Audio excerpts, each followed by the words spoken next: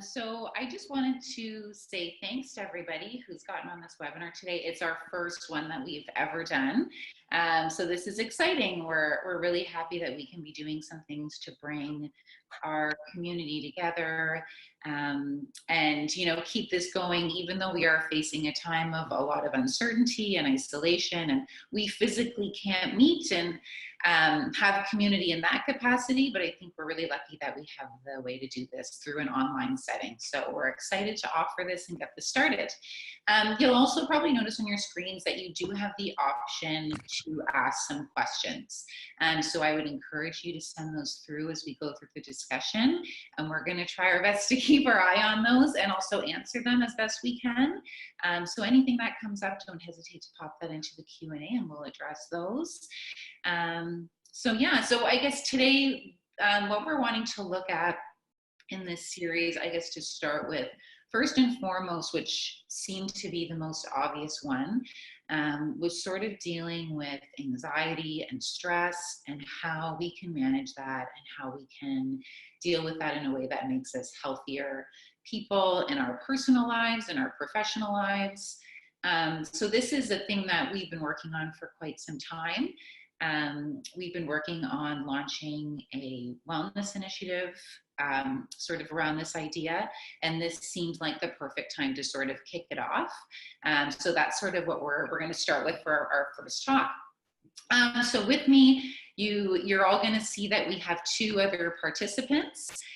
So the one participant that we have is Andrea Roa, and she's a member of ours at our King West office, and Andrea has many titles. She's a registered massage therapist, and she's also a trainer, and she does many things. So dealing with the health of our body and mind is a big part of what she does.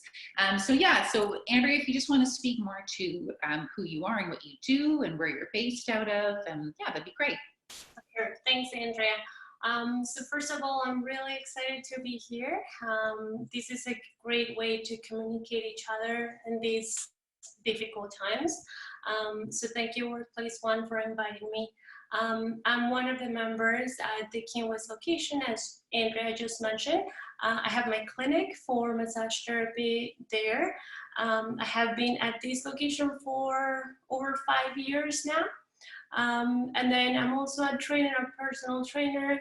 I work with a lot of clients that are into Olympic weightlifting. I actually have treated the Colombian weightlifting team as well.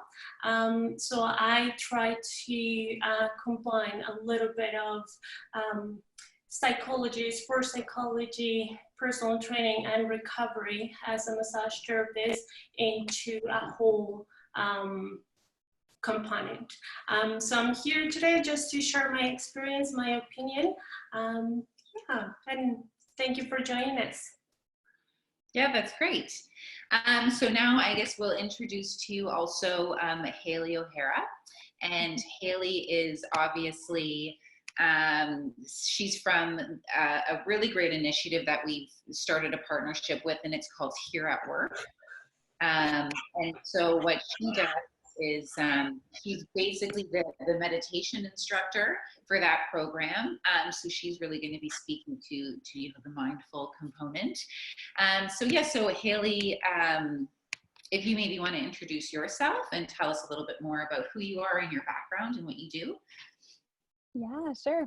Hi, everybody. Thanks so much for having me. So I've been teaching yoga and meditation for about 10 years and practicing for quite a bit longer. I really think that meditation is like the antidote to the stress of our daily lives. I've, in the last 5 years or so, really seen a rise in people interested in learning how to meditate, lots in the corporate setting. So I got teamed up with two people, Brad and Eric in Victoria, as they were launching this meditation studio right in the middle of downtown Victoria. And it was really, really incredible. And we saw just how much interest there was in meditation, and also kind of what was lacking was a program, right? We saw lots of people really interested, lots of people downloading all sorts of apps and trying to learn it on their own. But what we saw was missing was a real step-by-step program to learn how to meditate. So that's what we've come together, we've developed, we've offered, we're hopefully going to offer it with everyone at Workplace One. So today, yeah, I would just love to chat with both of you about kind of what's happening in the world right now. I think this is a really, really potent time to take on a meditation practice. I think, I know when we all connected the other day, I think a really interesting part of the discussion was the fact that I think, you know, for most of us on, when it's sort of business as usual and life as usual, we're already really dealing with a lot of, you know, stress factors and things that create anxiety in us. And some people do a great job at dealing with that. Other people struggle with it more. That's sort of one of the challenges they face on a day-to-day basis. So I think for people in sort of that camp, you know, they're dealing with a lot of sort of those problems that they deal with anxiety and everything are exaggerated, and they're even more heightened, and sort of the level that those are getting to can probably be very overwhelming. And then there's others of, you know, our community where they maybe feel like they can cope with, you know, the stress that they deal with in their life quite well. And so this, you know, might be one of the first times where they're experiencing this level of stress, as it's, you know, a bit of a global health pandemic that creates, you know, some concerns for our health and well-being, but then there's also the financial impact and things like that. So it's a lot at once to deal with, and it can be a lot of stress. So it extends far beyond the stresses that we deal with on a day-to-day basis. And this is a great time to learn some extra tools to deal with that. So I guess what I wanted to talk about a little bit was sort of, you know, we hear a lot of it about anxiety lately. That's a big thing in the media. And you hear a lot about when we're discussing mental health and our well-being. I guess maybe I'll start with you, Hailey, and just sort of, how would you, I guess, define anxiety? So, I mean, we know that stress is the cause of anxiety, but how does it really sort of like manifest in ourselves mentally and physically? And how does it impact our mental and emotional health? Yeah, well, my understanding of anxiety is really, our body's response to stress. And it's this fear of uncertainty, or this fear of what's going to come ahead. And as I'm sure you've all experienced, and maybe you're experiencing right now and during this time, when the body responds to stress, there's this whole cascade of events that happens. So our heart rate speeds up, our blood pressure speeds up, our digestion slows down. Basically, everything that we don't need right in this moment to survive kind of slows down or stops. So we really just see the problem right in front of us. It's really hard to step back and see the whole picture. And generally we're reacting. So we're reacting really, really quickly out of a place of habit or fear. So usually highly charged responses, rather than being able to step back, see the whole picture, and intelligently respond. And yeah, we're in a pandemic. So we're kind of we're all in this state of uncertainty. So I think if there's any underlying stress or anxiety, we're definitely going to feel it heightened right now. Mm-hmm. Yeah, probably what you're speaking to a lot of is almost like you have things like adrenaline kick in, and sort of the response that sort of, I guess, brings up a response of almost like panic. And what you're speaking to, I think, is very much the flaw, or like the poor judgment, or the inability to be sort of like mindful when we're in that state. So like we're making bad decisions, we're being very reactive to things. You know, I think that's sort of where the danger lies, and where we start maybe making, bad choices, or things that aren't in our best interest maybe, or where we're not being, I think a thing that's come up a lot is like empathetic of those around us, because we're so in that sort of reactive survival mode. Yeah, totally. Yeah. So I think, Andrea, I'd love to hear from you a little bit on, I know obviously, as somebody who very like quite openly, as somebody who's dealt with a lot of anxiety in my own life, I think, yeah, you can relate to those feelings that we get, and a bit of an unsteadiness and a panic, and how that impacts us emotionally. But I think there's also really big impacts that it has to our physical health and our well-being. So how does that show up in our bodies? Like what things, like, even if some of us are maybe better at muting our emotional or mental responses to things, which I think a lot of us in our society can be very good at, what are some of the ways that it can show up physically, and what are some of the symptoms that we can experience, and how can it be, I guess, harmful to our physical health as well? Well, many ways, and just as Hailey mentioned, it can start by affecting our digestion. It can give us constipation, it can give us diarrhea. It can, in terms of our muscles, it can start creating muscle tension that is unnecessary for us. We're humans, and we use our body. We have tension that we need to have in order to keep our body straight, our posture correctly. But with this accumulation of anxiety and stress and being worried, it just increases that tension, and that can lead to other pathologies. Let's say, for example, if we start worrying, if we're anxious, if we're, if we're getting into a panic attack, or constantly reading the news and keeping all that tension in your neck. For example, your neck muscles, your SCM, your upper traps can start leading to a tension headache. The tension headache later on can give you a migraine, and a migraine can give you a panic attack. It can give you nausea. There is many ways that anxiety will present in our body. For many clients, for example, that I have seen, whenever they're stressed, they represent that stress in the lower back. So same thing, the lower back can start getting affected, creating some pain, and that leads to further things.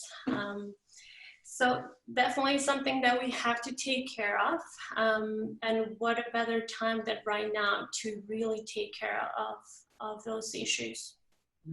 Yeah, I think oftentimes, like sometimes when we try and not address things that are going on with us, mentally and emotionally, in dealing with those anxiety issues, I think that's oftentimes sort of, we've heard it a lot before, where our body's response then kicks in, and it's sort of almost like a way of our body saying to us, like, if you're not going to address this, I'm going to make you address it, and I'm going to make you almost physically unable to keep going and continue, and it can cause a lot more health problems down the line. Sometimes we ignore the problem, or what we're feeling, but our body needs to respond to it. And that's when we start having pain. That's when we start having headaches, or even our sleeping pattern can change totally. We can start having insomnia, and that, of course, is going to affect that level of stress. Yeah, no, so I think it's, yeah, and I think obviously with dealing with, the extra issues surrounding our health, now more than ever, it's so important to be really mindful and on top of those things, and making sure we're taking care of ourselves, and doing so we're also in the capacity to do that for the people around us who are maybe depending on us.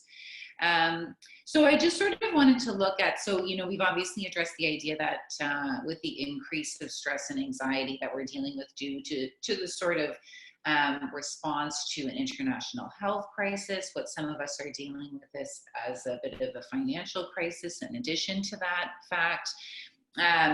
It's not just affecting us in those capacities, but then almost as like a whole other layer, we're now sort of at a time, and to respond to it from a socially responsible angle, we're all being encouraged to practice social distancing, you know, to only limit trips to stores when it's absolutely necessary. You know, we've seen like playgrounds for kids are getting closed.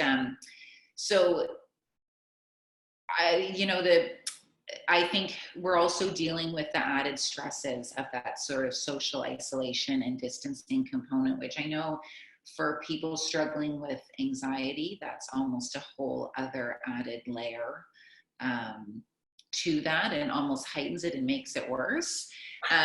So how does social isolation, how does it impact the way that we're dealing with anxieties and things like that? I mean, there's obviously a bit of a lack of community that some of us might depend on. So Hailey, can you maybe speak to that a little bit more about how being confined and being on our own, which a lot of us aren't really used to on a day-to-day basis, what the effects of that can be on us a bit?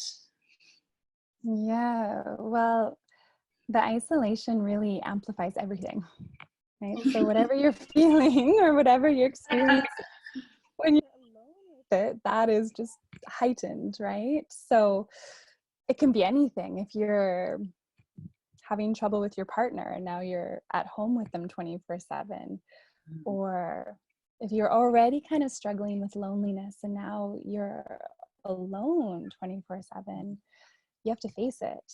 And we're so good at distracting ourselves, and we're so good at being busy and doing. And I think this is a really incredible time to actually slow down and take a look at these things that are maybe not really working for us.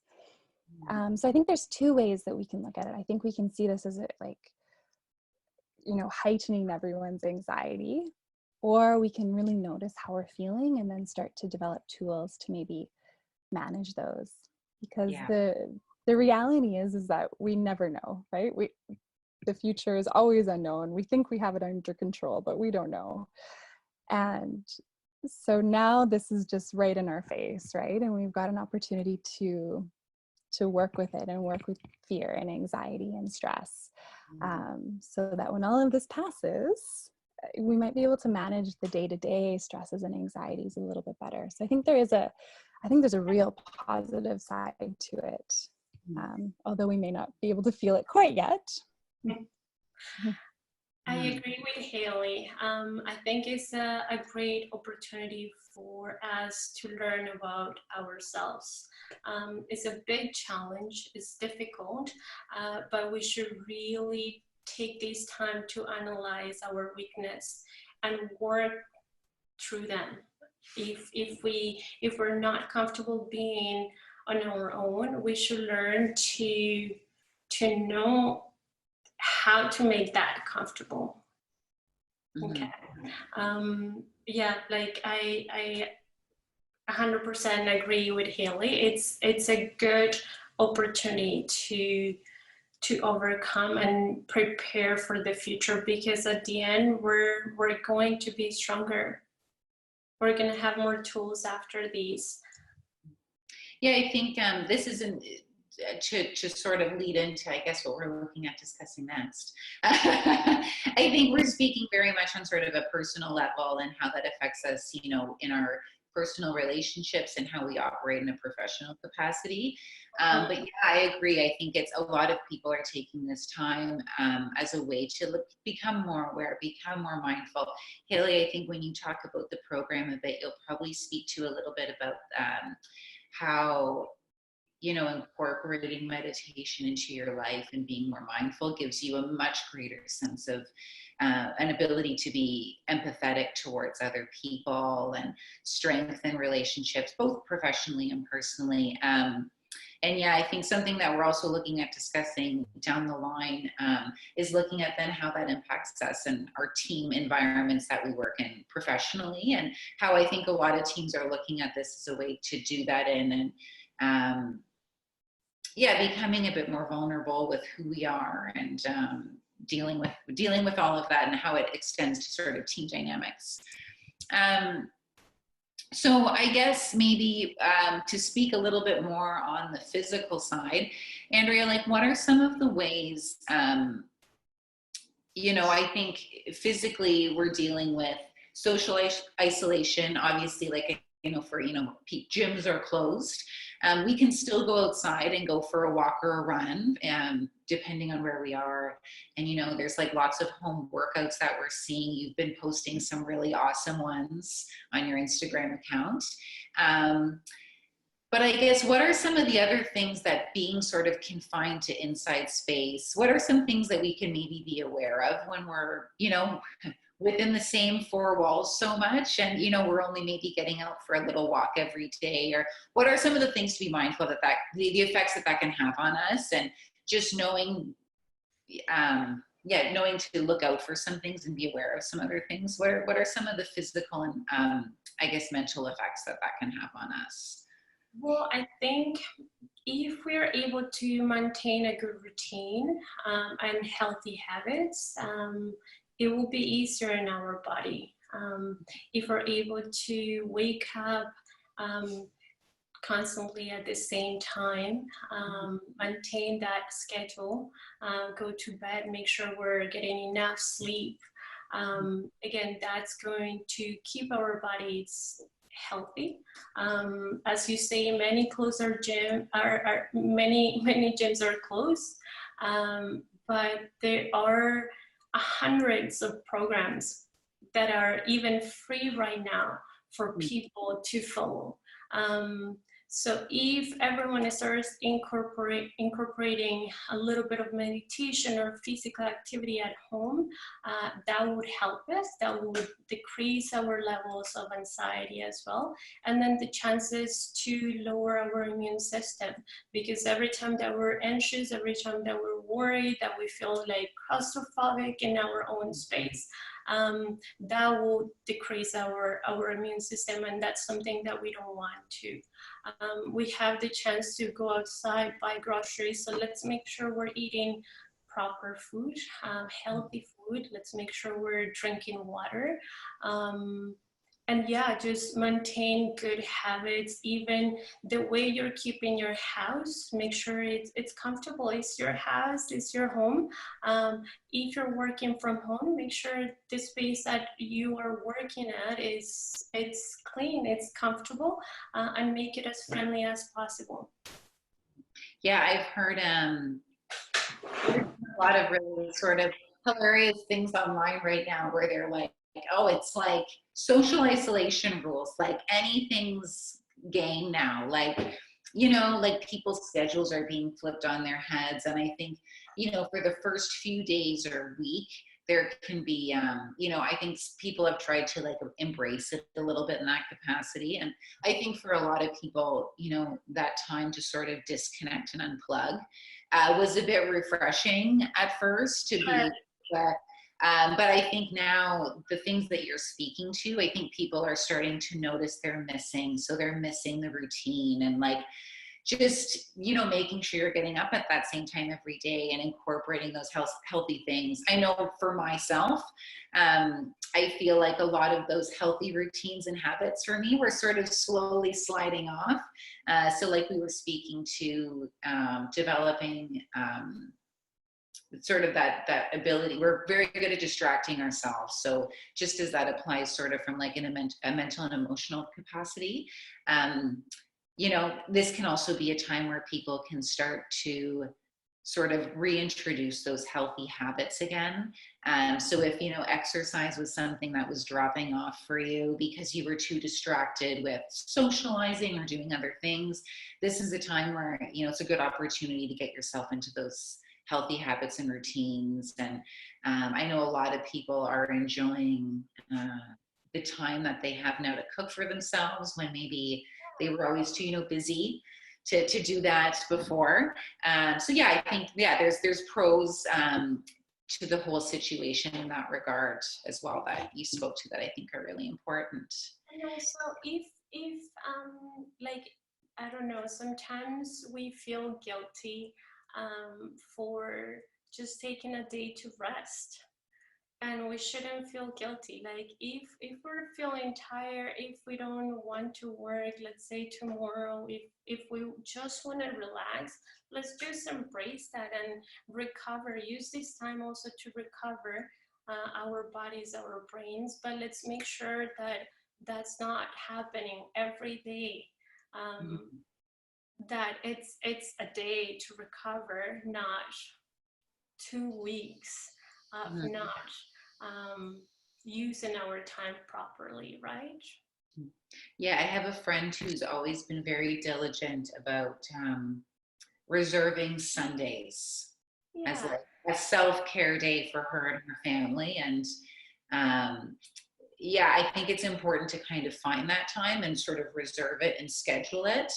But then also, yeah, know to keep up with the other parts of life, and have to keep going and moving on. And so I guess now is maybe a good time to sort of, if we looked at sort of what anxiety is, how we can feel those effects and how it affects our lives. I think now it's a really good time to sort of, introduce our Here at Work program that we're really excited to start, and that is available to all of our members to participate in. And we're really excited to be able to sort of work through it with you. I know our whole team is going to be participating in the program, and I think it's going to be a really exciting and cool challenge for our team to do together and share that experience together. And we're obviously participating in it as well, so that we can go through with all of you. When we were sort of looking at launching this, we really saw the value and importance of having a wellness program and initiative that was available to people and members that they could do on their own time. So we're all so busy and we all have these different schedules. So being able to access things during the day when it's convenient for us personally, the importance of that. But then we were also trying to be really mindful of having the support, though, of doing it with the community. So I think doing it in this capacity and what sort of the Here at Work program's been set up to do is it really kind of accommodates, and it really sort of it really meets both of those needs that people have. It's sort of like that idea of sort of having an accountability partner, or like a gym buddy or something. I know some people have that. You're much more likely to sort of show up and do the work. And if you have someone who's sort of holding you accountable and sort of cheering you along sometimes. I know when I go on a run, if I go with a friend and I get half hour into it and I'm starting to not want to keep going. If you have a friend with you, they're good at sort of being like, oh, no, you're fine. You just got to like push yourself. You can do this. Or if you're feeling this way, I find this can help. So that's really sort of what we're hoping, having this level of community developed in this program is going to help with as well. So maybe right now, if Hailey, you sort of want to take it over and look at, sort of explain to us a little bit more what meditation actually is. What meditation is, and it's, this is a 4-week program to introduce it. So why is it something that I guess we need to learn how to do? Like, it seems like we should be able to just sit there and be mindful, but obviously that's something that's super challenging. So maybe help us understand, for those of us who have never really done it before, sort of what it is, and how it's a bit of a skill that we do need to learn, and it takes some time and patience. Yeah, absolutely. Well, first of all, thanks for being patient with my internet here. It's funny, I'm getting anxiety about my internet connection as I'm talking about anxiety. So meditation is ancient practice, thousands and thousands of years old, and it's really a tool to help us develop present moment, non-judgmental awareness. So to help us be in the moment. And yeah, it's really interesting that we need to learn it. I think it's actually really, really natural. If you see little kids, or you remember being a little kid, it's quite natural just to sit, and be. And I think we have glimpses of it through our lives. Like if we're runners, or if you're sitting by the ocean or you're walking in nature, you get those moments where you're totally connected and you're in it. So it's there and it's really, really innate and natural, but our lives are busy and they're complex and they're dynamic and we're constantly doing. So we forget how to be still and we forget how to connect to the moment. So we do almost need to, well, we do need to relearn it. So what we've developed in response to seeing and really experiencing that a big portion of our day-to-day stress comes from our working life. Like most people spend a big chunk of their life at work. So we wanted to develop a program that was step-by-step, that was really accessible and really easy to integrate into the flow of your working day. So it only requires a few minutes every day. We've tried as best we can to break it down, really simplify it. So each week you'll just build on what you've learned the week previously. So how the program is laid out is at the start of the week, everyone will get an email and you'll have a video tutorial with me. And then you'll have a guided meditation for that week. And they're just a few minutes long, so you can just plug in and listen. And I think it'll actually be so nice because everybody's at home right now. So it might actually be really nice to just plug in for a few minutes at the beginning of your day or the end of your day and connect. And then through the course of the week, you'll get an email prompt that will help you or give you kind of a little prompt to integrate the technique that you've learned that week into the flow of your working day, right? So we want it to actually be something that you can immediately apply to your life. And since we've got this added challenge of working from home and our work life changing a lot, this is a really amazing time to integrate a tool like this. And then also over the course of the program, we do 2 live Zoom calls, so much like this, where people can ask questions or send in questions, and we can have a chat about it together. So it is a really individual practice. Yeah, you're closing your eyes, you're going inside. But just like you said, Andrea, it's really powerful to do it in community and to do it with people that you're spending a lot of time with. So we all start together, we move along through the program together, and then the live Zoom calls are a nice way to connect with one another. And the hope is that you come away, or the real intention is that you come away from the program with a skill, right? So you don't need anything fancy. Once you learn it, you've got it, you can do it anytime. I think you've got a meditation space in Workplace One.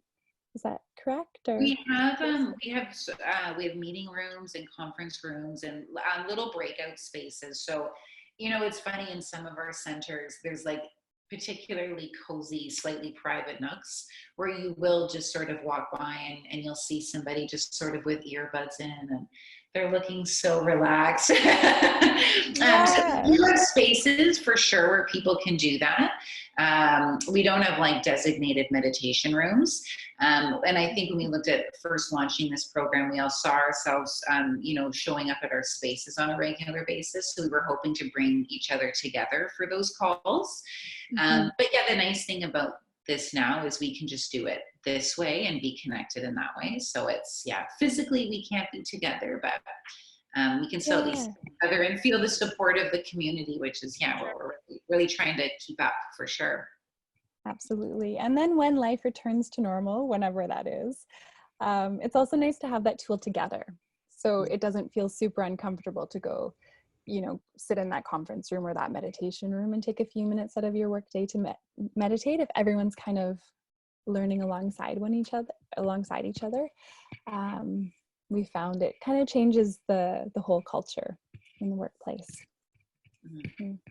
I think a really, I think one of the really amazing things that we sort of touched on this a little bit earlier, but I think one of the really amazing things about meditation, and as I've been trying to learn more about it and from talking to you and your team, is sort of how it sort of in being mindful and sort of going like inward, and that whole process, which I think a lot of us can find intimidating and scary in a lot of ways. As much as you're going inwards, I think the really interesting thing that I've been fascinated by is the ability for us to develop a bigger sense of empathy and understand other people. So yeah, even though it's inward, it's having this greater understanding of some of the things that are going on around us. I talked with a coworker recently about how somebody described it to me as, it's the difference between seeing, if there's a lot of traffic on the street, it's the ability to sort of like step back and sit back and sort of watch the traffic go by and observe things that are happening. You're going to retain a lot more, and you're going to be able to see what's happening a lot better than if you're in the road and you're running around between the cars, and you're going to be much more reactive and things like that. So can you speak to maybe about how it enables us to be more empathetic, and how that's also sort of like a skill that also gets developed with learning the practice of meditation a little bit? Yeah, absolutely. So it's fascinating, actually. We're in this really, really interesting time where there's a lot of research going into what actually happens in our brains when we're meditating. And we're seeing a lot of kind of scientific evidence showing what these meditators have been for thousands and thousands of years. And it all comes back again to that stress response in our body, right? So we have to remember that our most basic instinct is to survive. And, oh, can you still hear me? We can see your... You can still hear me? Okay, I got a little notice. Give me a little wave or something if you can't hear me anymore. But yeah, so when we're in this state of stress, it's kind of like it's survival mode, right? You're getting chased by that lion or something. And as Andrea, you mentioned too, right? All of these things happen in the body. So what we do when we go into a meditative state, right away, we start to relax. So we start to take ourselves out of that stress response. And in short doses, stress is great. Stress has kept us alive. But what we're finding in our lives now, and I'm sure what lots of you are experiencing, is that you never get a chance to come down. Right? Our body has the exact same, our nervous system has the same response to the stress of being chased by a lion as to opening our emails and seeing that we have, 200 new emails.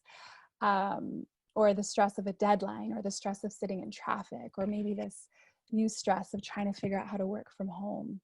And so what's happening is we're staying in this constant chronic stress state. So our body's constantly being flooded with, like you mentioned, Andrea, cortisol, adrenaline, and we're in survival mode. And I'm sure maybe you're feeling it right now, or imagine a time where you're feeling that and you really can only see what's right in front of you. So you just want to survive. You want to solve the problem right in front of you. It's really, really hard to step back and see the big picture. It's really, really hard to see, what your coworker needs, what your family needs. It's really like the most reptilian part of our brain that's firing when we're in survival mode. So what happens when we're meditating and we bring the body into a state of calm, we bring the body into a state of relaxation, is we start to quiet that part of the brain that signals the body to go into a state of fear or survival. And what happens when we do that is we have access to higher parts of the brain. So parts of the brain responsible for empathy, creative thinking, problem solving, all those sorts of things. And our brain, our whole body is incredibly efficient. So if one part of the brain, so if the reptilian part of the brain, the survival mode is firing, it's really, really hard to access the other parts, and vice versa. So if that reptilian part of the brain, the part that wants us to survive, is calmed, is quieted, then it's much easier to access those higher parts of the brain. And a really good example of this is if you're like trying to rack your brain solving a problem, and you're sitting in front of it, and maybe you have a deadline or something, and you're trying to find a solution, and then you just take a break, and you go for a walk, or you go for a sleep or something, and you come back, and suddenly the answer just kind of appears to you. That's a really beautiful example of that. So you actually get more access to your brain, is the simple answer. Yeah, you can use it in its fullest capacity, and yeah, that makes total sense. Yeah, that's great. That's a perfect description of it. So this program we're really excited to launch, and there's a lot of really great content, and I think all of you have gotten the chance to meet Hailey a little bit, and so yeah, I think that adds a nice piece to it, is to kind of have a little bit of an introduction to who's guiding you through the process. So we're going to be sending out, after this, we're going to be sending out some more information on how people can register and sign up for that program that we're going to work through together as a community. Your community managers will be participating in it. Our management team will be participating in it, and your fellow members will be as well. So we'll have lots of great resources for that. So stay tuned to get information on how you can sign up for that. And we'll also be in that. Andrea will also make sure that we're connecting people with you as well. So people who want to get in touch with you and work with you in that capacity also. Yeah, Andrea is really great at what she does. If you check out her Instagram account, we'll put links to that too in our email following this for you to look at. She has, some really wonderful, positive ways that you can, introduce really great things to help, keep you strong, physically. But she also really looks at sort of the mindset perspective on things as well, which I think is, oftentimes what gets in our way from accomplishing goals. So yeah, thanks so much everyone for coming on. And if you have questions afterwards that you didn't ask during the webinar, please feel free to send those to us also, and we'll do our best to sort of collectively answer those for you.